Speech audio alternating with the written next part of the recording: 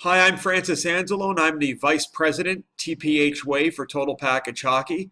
I would just like to start out today by telling you a little bit about me, my background, why I'm here, and what you can expect from me over the next 30 or so weeks. I'm still a relatively young guy. I'm 29 years old.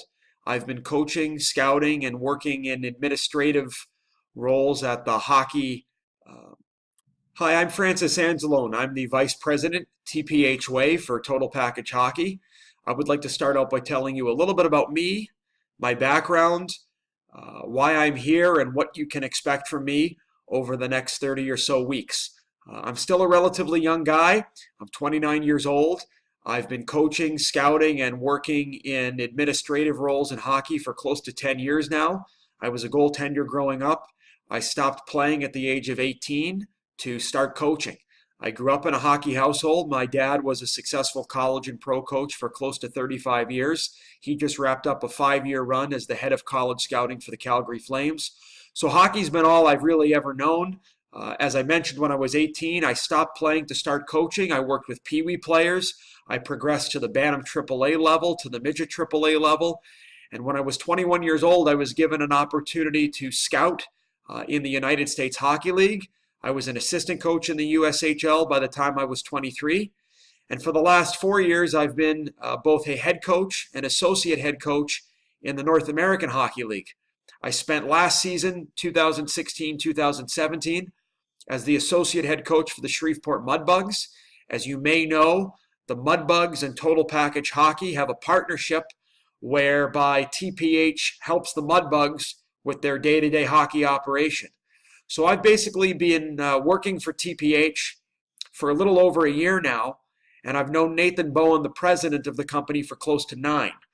This past summer, Nathan asked me if I would be interested in coming on board full-time in an executive position with TPH to basically work on the culture and specifically build a life skills and leadership program for all of you, the students at our centers of excellence.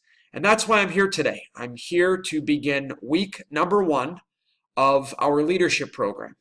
Before I get into the specific topic of week number 1, which is, as you see on your screen, creating a personal vision for your career, I want to talk to you about 2 things. First and foremost, the vision of TPH. The vision of Total Package Hockey is to become the world leader in positively impacting the lives of student athletes through the game of hockey. So I'm here to impact you and help you get better. Your on-ice coaches are here to help you get better. Your success coaches in the classroom are here to help you get better. If you see someone in a leadership role with the TPH logo on, they are here to impact your life and help you get better on and off the ice as a player, as an athlete, and as a person. That's what gets us with TPH out of bed every day, impacting you and making you better. The TPH Way. Some of you may have seen me present on the TPH Way at a past TPH event. For those of you who have not, I want to give you a crash course in 9 pillars, 9 core beliefs, 9 principles that we believe if you adopt as an individual starting today, by the end of the COE school year, you're really going to like where you are in your development. So I want to go over these 9 pillars with you right now. Our leadership program that we're about to begin together is actually based on these 9 principles. So I want to go over them with you very briefly, crash course right now. First and foremost, competing is the starting point. It doesn't matter what you're doing. Hockey, academics, business, nothing great has ever been achieved without hard work. Success comes before work in one place and one place only, and that's the dictionary. Competing must be an all-the-time thing. It is the starting point for anything great that has ever been achieved. Enthusiasm is infectious. Are you an Energizer bunny who walks into a room and gets people fired up because your enthusiasm is infectious? Or are you a Duracell drainer who sucks the life out of everyone and everything in your grasp? The beauty of it is you get to choose. When we wake up in the morning, we get to choose our attitude for the day. Make the conscious choice to be an enthusiastic Energizer bunny and be infectious. Opportunities are earned. You are entitled to nothing but the opportunity to earn success on your hard work and your merit alone. Nothing great has ever been achieved without the mindset of earning it each and every single day. Remember this line: if it is to be, it is up to me. Go out and earn it. Would you really want it any other way? If you are fortunate enough to win a championship or get a great grade on an exam, don't you want to feel like you've earned it and no one's done you any favors? Opportunities are earned. If it is to be, it is up to me. And if you run into someone in your hockey career who tells you otherwise, get away from them. Honesty and trust are paramount. I think it's safe to say that all of you want to build a partnership, a relationship with your coaches. There can be no partnership without trust, and there's no trust without honesty. Look for people in your hockey life who you can build relationships with out of trust and honesty. When you find these people worthy of your partnership, latch on to them. Don't surround yourself with people who tell you what you want to hear. Surround yourself with people who tell you what you need to hear to be successful. Adversity builds character. Don't want the easy path, want the hard path. Michael Jordan was cut from his high school basketball team. Abraham Lincoln, 16th President of the United States, failed 14 times in business and politics before he was elected president. Embrace challenge. Embrace adversity. Attack it head on.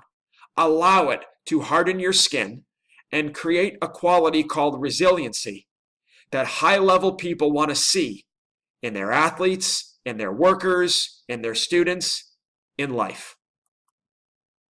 The great teammate lasts longer. We are going to spend so many weeks outlining what it means specifically to be a great teammate both on and off the ice. A great teammate is, simply put, a good person. And the great teammate lasts a little bit longer. Coaches will think twice about cutting a person who they believe could be a great teammate. The coach will think twice about sitting out of the lineup the player who he knows is a great teammate. Most of us will have to make a team at some point in the 23rd roster spot. Be a great teammate, because a great teammate just finds a way to last a little bit longer. Leadership is the example we set. That's why I'm here. I'm here to help make you better so that you can go out and be a great leader when you leave the COE every day. Leaders walk the walk. They don't talk the talk. They let their actions do the talking. That's what this program is about, helping you become a better leader. And leadership is the example we set. Control the controllables at every turn. Look, at the end of the day, you control one thing and one thing only, and that's your choices. You can't control if the coach puts you on the ice. You can influence your coach by working hard and playing the right way, but you cannot make your coach put you on the ice. You cannot control if the scout stops to talk to you after your game. You can influence it by how hard you play, by how well you play, but you can't make the scout come down to your locker room and call your name. We control one thing and one thing only, and that's our choices. We control the choice to work hard, the choice to prepare, the choice to eat right. We control our choices. Control the controllables, your choices, at every turn. Trust that the rest will take care of itself. And lastly, this concept of being 1-0 every day. When we wake up in the morning, we have a chance to attack the day. If at the end of the day, when we look in the mirror at night, we can say that we were the very best player, athlete, and person we were capable of being, we can say we've had a 1-0 day. If we've banked way more 1-0 days than not, by the end of the year, gosh, I think we're going to like where we are as players, athletes, and people. The beauty of it is only you can decide if you've had a 1-0 day. Your parents can't tell you. Your scoreboard can't tell you. Your coaches can't tell you. It's you. You decide if you've had a 1-0 day. Self-evaluation is a powerful tool. Bank those 1-0 days. You're going to like where you are by the end of the COE year. Now let's talk about the topic of today's lesson, which is creating a personal vision for your career. So this guy here on the screen, he's a friend of yours. He's a buddy of yours. 1980s hairdo and all. And he's on the side of the road. He's lost. He needs direction. He's calling you and he's saying, help, I'm lost. I need you to help me find my way. Well, chances are there are two questions you're going to ask him. First off, you're probably going to ask him, well, tell me where you are. And then once he tells you where he is, your next question is probably going to be, where are you trying to go?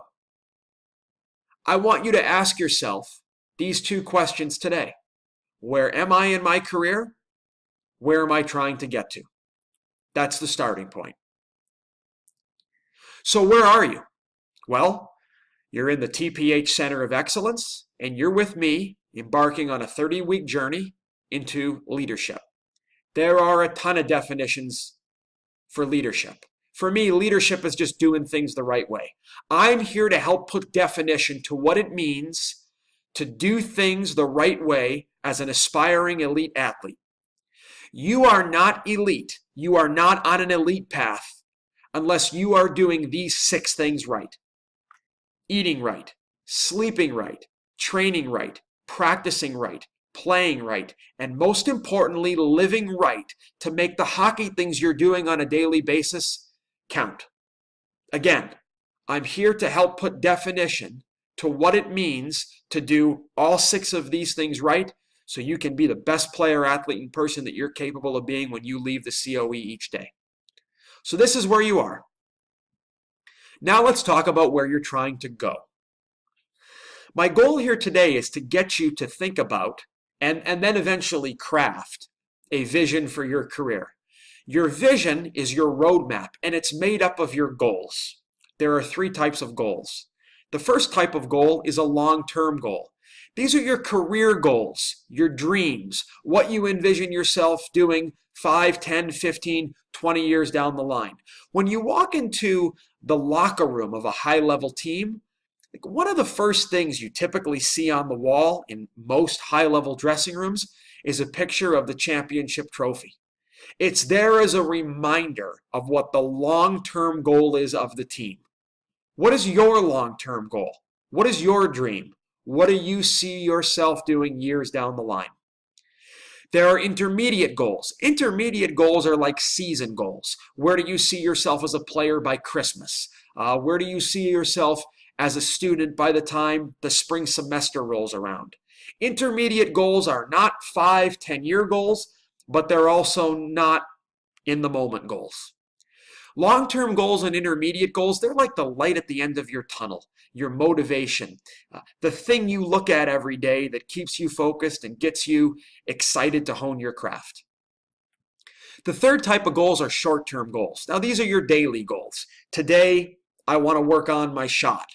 I want to work on my quickness. I'm going to spend 15 extra minutes studying math today. Daily goals. Your short-term goals are your process. This is the work part. What you'll find is the better you are at setting daily goals and achieving those goals, your intermediate goals and your long-term goals, that'll take care of itself. I want to show you this quote from a guy named Kevin Constantine. He's a successful coach. He coached in the NHL for a number of years. He's been a successful coach at the major junior level, recently with the Everett Silvertips of the WHL. I watched Kevin Constantine speak at a coaching seminar a few years ago, and he used this line. I wanted to share it with you. A great future is simply a bunch of really good days. That's another way of saying just be 1-0 today. Bank those 1-0 days. Get better in the now. Get better in the moment. Be the best you can be today, and you're going to like where you are down the line.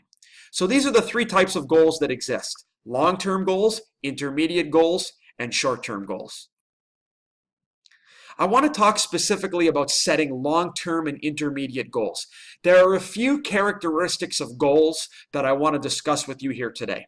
First and foremost, your goals should be clear and compelling. You should be able to see your goals, feel your goals, hear your goals. They should be real. They should get you fired up every day. When you're setting your goals, be specific. When you're setting your goals, create something that's going to be compelling, that's going to get you fired up, that's going to get you out of bed every day, that's going to energize you. Compelling goals should demand your very best at the activities that you do each and every day. So I'll give you a quick example. About 2 years ago, I was on a recruiting trip in Minneapolis, and I was on a jog around my hotel. I was jogging, I turned the corner, and I saw this beautiful building being constructed. Glass windows. You could tell that when it was finished, it was going to be something.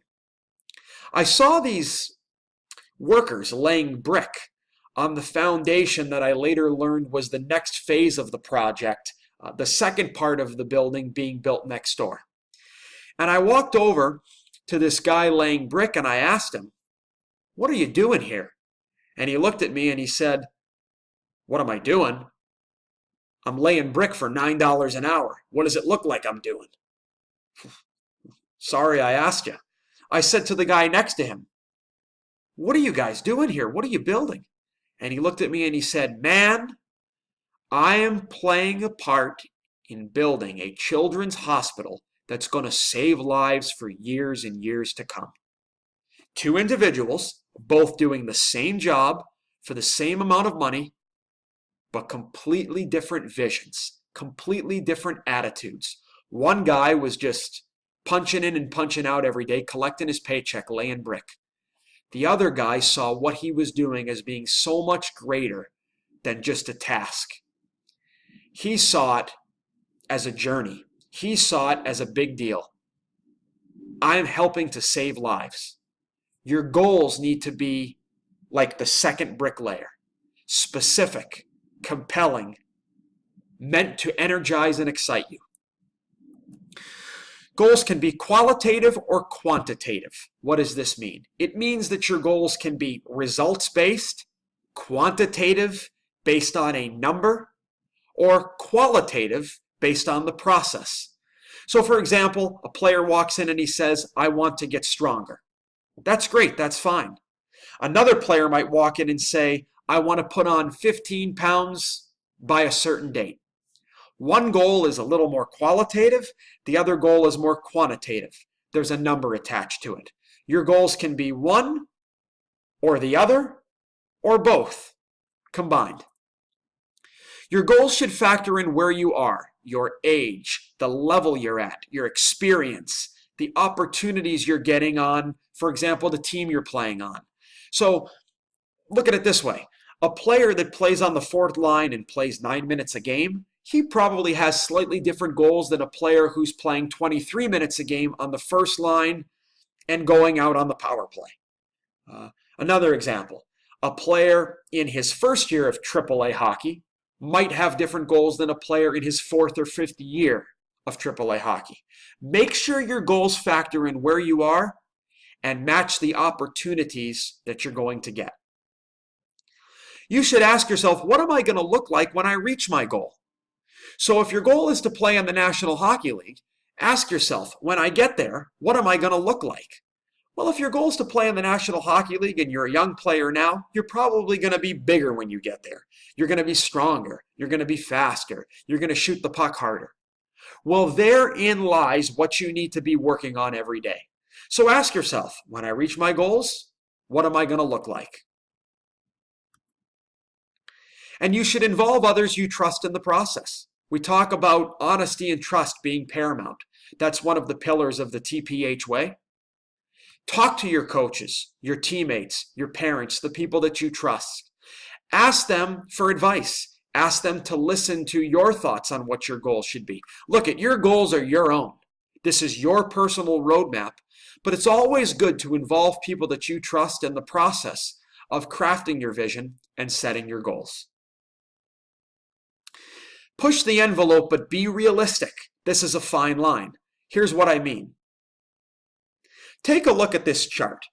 Okay, let's say for the purposes of the discussion that a goal that is assessed a 100 is way too easy, and a goal that's given a 0 is virtually impossible to attain. You want to set goals that are compelling, that are challenging, that are hard, but not impossible. So try to be somewhere in this 40 to 10 range. Again, compelling, challenging, will require your best level of focus, detail, and effort every day. You don't want to be impossible, and you don't want to be so realistic that the goal is too easy. So, for example, I'm going to bend over and tie my shoes. Well, I'll do that in a matter of 10 seconds. That's a goal that's way too easy. That's ridiculous. A goal that's impossible might be me saying that I'm going to bench press 500 pounds. I can bench press a good amount of weight, but I can't bench press 500 pounds. I'm probably never going to be able to do that based on my lifestyle, my size, and my age. So you want your goals to be challenging, not impossible, not realistic. Keep in mind, though, that there's no right or wrong here. This is your personal roadmap, goals that you believe you can attain based on where you're at and based on how much you're willing to invest. So here's your assignment for the week. I want you to create a personal vision, one that factors in both intermediate and long-term goals. Be as thorough, be as specific, be as clear as possible. Here's the question I want you to answer. Why are you here? Why are you attending the TPH Center of Excellence? I want you to answer this question. I am attending the TPH Center of Excellence to, and then have at it. Craft your vision. Create your roadmap. As I said off the hop, last year, I coached in Shreveport in the North American Hockey League.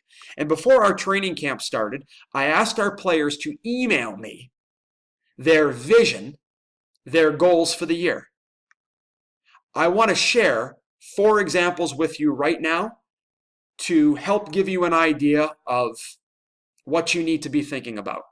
And I simply cut and pasted these right from the text of the emails that these 4 players sent me 3 days before training camp started last year.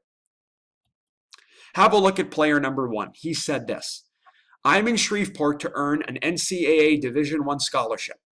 My goal is to have this by the end of the season. To do this, I want to be top 5 in scoring, play in a top 2 line role, and be on the power play right from the start of the season. This is an example from one of my players. Here's another example. I'm in Shreveport to win a Robertson Cup and contribute to the championship culture of the Mudbugs. I will be one of the hardest working guys in everything we do and will be someone my coaches and teammates can rely on every day. I will be the first guy to volunteer for community service and will take whatever ice time I'm given and do my very best. Is one guy right? Is the other guy wrong? Of course not. This is your personal roadmap. This is their vision for their career. What do they want out of the Shreveport experience? But let's stop and talk very briefly about some of the differences between the first player and the second player. Well, the first player, he's more quantitative. He's referencing, I want to be top 5 in scoring. I want to be top 2 in terms of the role I play in. I want to be on the power play right from the start of the season. The second guy is more qualitative. The second guy talks about winning a Robertson Cup. The first guy is a little bit more focused on himself. That doesn't make the first guy selfish. I'm here to tell you that the first player, because I know the names of the guys who sent me these goals, the first guy was one of the best team players that I coached, that we had on the team. He just chose to make his vision a little more central to him and his career and numbers. Again, no right or wrong. Player number 3, and you'll notice a grammar error in here. These are authentic, folks. I've cut and pasted this right from the emails the players sent me so you know they're real. Player 3 says, I'm in Shreveport because this is the best place he means to say the best place for me, to reach my goals of Division I hockey and pro. I was in and out of the lineup last year in the NA. This year I want to play in all 60 games, get at least 30 points, and be at least a plus 10. I want to have talked to at least 3 Division I schools by the new year. When I received this player's email with his goals, I remember thinking to myself, whoa, you want to have 30 points, be at least a plus 10, and have talked to 3 D1 schools by the 4th month of the season? Pretty high goals for a player that only played 28 games the year before, only had 6 points, and was a -2. Well, I'm here to tell you, by the end of the season, this player tallied 47 points, was a plus 13, and made a Division I commitment at the end of the season. So again, your goals are specific to you. How hard are you willing to work? How much of yourself are you willing to dedicate? Here's the fourth and final example. Okay, and this is the longest example. So this guy used bullet points. I'm in Shreveport because I want to get better all around. Specifically, I want to be 185 pounds by December 1st. This guy was 172 pounds when he weighed in for training camp in late August. I want to be using the 100-pound dumbbells for bench by the second half. I think he was using 55s or 60s on reps of 6 to 8 when training camp started. He wanted to just be using the 100-pound dumbbells on any number of reps by the second half. I want to work extra after practice 3 days a week. I want to be in the lineup every game. I want to be good enough to be on one part of special teams. He goes on to say, I love that we don't talk too much about results because I sometimes get too focused on that. So I want to be able to make it through the season without getting too worried about stats, colleges, and stuff like that. I want to try to not get too high or too low. I might need some help with this. And his last bullet point is, I want to grow my faith. I want to be able to look back and say that I went to church every Sunday we had off and didn't have a team event. So this player, he has multiple goals. I would say he's ultra specific. He's not just talking about ice hockey, he's talking about strength training. He's talking about working extra when practice is complete. He's talking about his faith. He's incorporating his faith into his vision for the season. He talks about wanting to be able to look back and say, I went to church every Sunday we didn't have a team event.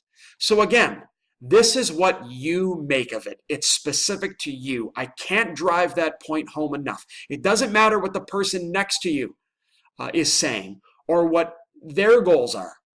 It's your goals. It's your vision. It's your roadmap. So this is what I want you to do. By the time you come here next week for the second presentation, have your vision completed. This is my cell phone number. Okay, I know that most of you don't know me. Believe me, this virtual way of presenting via webcam is new to me too. I'm a 29-year-old Italian. I'm a hands-on coach. I like being able to touch my players on the arm, pat them on the back, get to know them eyeball to eyeball. But this is the way of the future.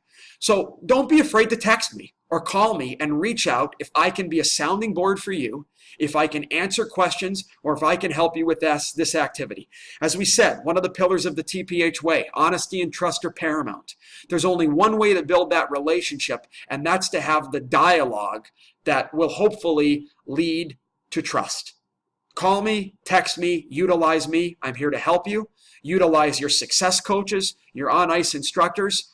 All of us here with TPH and the COE are here to help you. So write down a vision on a piece of paper, type it up on your computer,